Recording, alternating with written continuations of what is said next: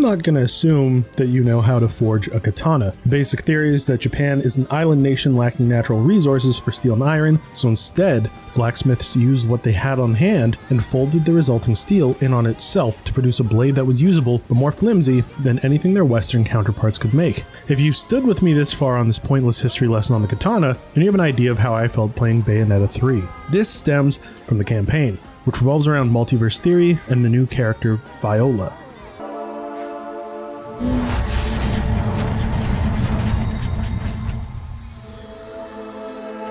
In essence, Viola comes from a world where Bayonetta has failed to defeat the big bad, the never there but ever present Singularity, who plans to swallow each universe for something. Unfortunately, the details of his master plan are never really revealed nor memorable enough, as Singularity is only around a few times to taunt Bayonetta before the inevitable clash between the two. Viola isn't the strongest character, but I was excited about her design and wanted to see what she could bring to Bayonetta's journey. Sadly, she dashed my hope when she caught her ass on fire. Players play an auto runner for a few minutes as she screams, and unfortunately, these moments litter Viola's sections. While intended to make her feel inexperienced, instead she comes off as incompetent and eerily similar to another character, Luca. Luca Redgrave has always been a lovable oaf, a man so sure of himself even as he's falling into the trash can, and it makes him endearing. Unfortunately, Platinum failed to capture this energy with Viola, and Luca seems to be missing from the game. He does appear in a few missions, but he barely interacts with the duo. This problem is a recurring theme in Bayonetta 3, especially regarding the leading diva herself. Bayonetta has essentially been thrown to her own devices, flinging herself to different dimensions with the draw of her meeting variants of herself and her friends. Platinum first established this idea in the original Bayonetta, where she could avoid getting captured for a few thousand years due to her past self traveling to the future. This single event creates a whole new universe with a Bayonetta who has a slightly different perspective on the world. Unfortunately, Platinum split each character into different game sections as quickly as possible. Even Bayonetta doesn't get to interact with her different versions. Instead, think of it as somebody who's talking about a hero you wanted to meet, but he was always a block down the street.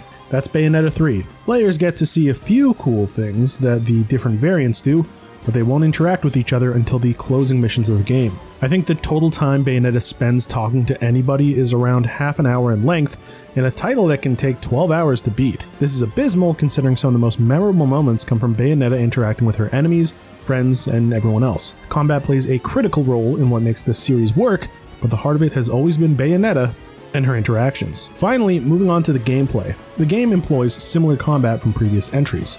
Bayonetta mixes combos between punches and kicks and summons her demons for finishers. Everything feels fluid, and even neophytes of the series can easily pick up Bayonetta 3 from a gameplay perspective and get a feel for it. The newest mechanic is the demon slave technique Bayonetta has to employ to have her demons finish off the homunculi that she finds herself facing. Previously, demons were finishers for boss battles that, in essence, were glorified QuickTime events.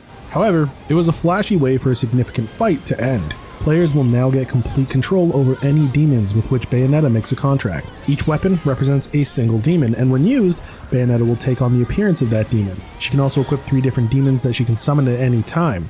When called, she will be vulnerable to any damage. Summoning is an excellent idea that needs more time to be refined. Most demons feel clunky to control when compared to the witch summoning them. The camera also stays on Bayonetta, so players can see incoming attacks and dodge as needed. Still, I often found myself whiffing demon attacks as it was increasingly difficult to track where they were in relation to the homunculi and the world. Instead, there was more success in summoning them for a quick attack or two, then switching back to Bayonetta to continue a combo. Eventually, players will unlock the ability to end a combo in the demon summon for a more robust finish, making the demons feel much better. The primary issue comes from enemy design and encounters, where most enemies are big, strong types. These enemy types aren't new to the series by any stretch of the imagination, although it is oversaturated here. This design turns most enemies into health sponges intended for players to use their demons to even the playing field.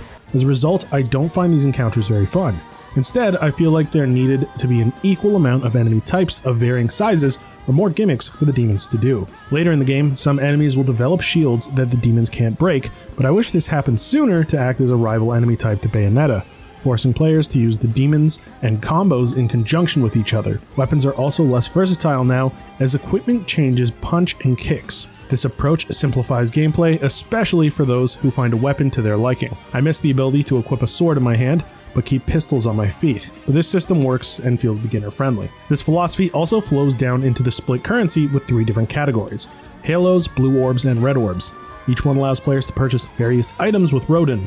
Halos are for treasures that can change the way Bayonetta looks or add extra items to Viola's room. Blue orbs are for items and accessories that can help players get through fights that might be too tough. Finally, red orb purchases upgrade Bayonetta's abilities with each weapon and demon. This split simplifies decision making from needing to choose between items and skills. Players can get everything they need without worry. The split currency will also cut down the time required to grind for everything, as players will, by the end, be able to get about half of everything on offer in a single playthrough. The final aspect of gameplay is the two other playable characters, Gian and Viola. Gian plays like a side-scrolling stealth mission with her magic sealed by some device in the building she's exploring. Each of her missions will only take players 5 minutes to complete, feeling more like a minigame than anything else. Nevertheless, it's a fun diversion that doesn't overstay its welcome and is over before players realize it. Viola plays entirely differently from Bayonetta, and the first significant difference is that she only gets her katana, some darts, and her demon, Cheshire.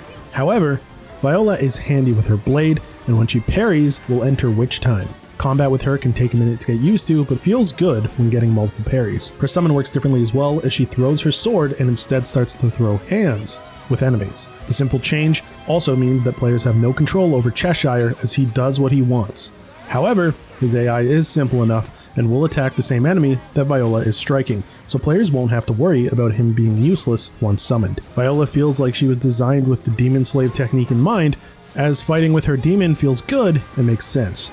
However, she isn't going to be a new favorite character for many, and while the ending spectacle is a joy to witness, the content of said ending won't do her any favors. Viola is a mixed bag, and if players had more time with her, she could have easily won them over, but as it stands, she might leave a bad taste for most. There seems to be an apparent disconnect between what fans loved about Bayonetta and what Platinum thinks fans loved about Bayonetta. Whether it's the story that feels compelled to make sure the entire cast is by themselves, or the gameplay that overly relies on giant enemies, everything feels like it could have used another pass. The game is enjoyable, but isn't an experience I'd like to return to, like the first two entries in the series were. This is disappointing, as dancing with Bayonetta has always been a wonderful time, until now. Noisy Pixel is giving Bayonetta 3 a 10 out of 10. Thanks for watching. Please be sure to check out the full review at noisypixel.net. Noisy Pixel is run by a group of gamers who work hard to deliver news, reviews, previews, and more. Please subscribe to keep up with all our future content.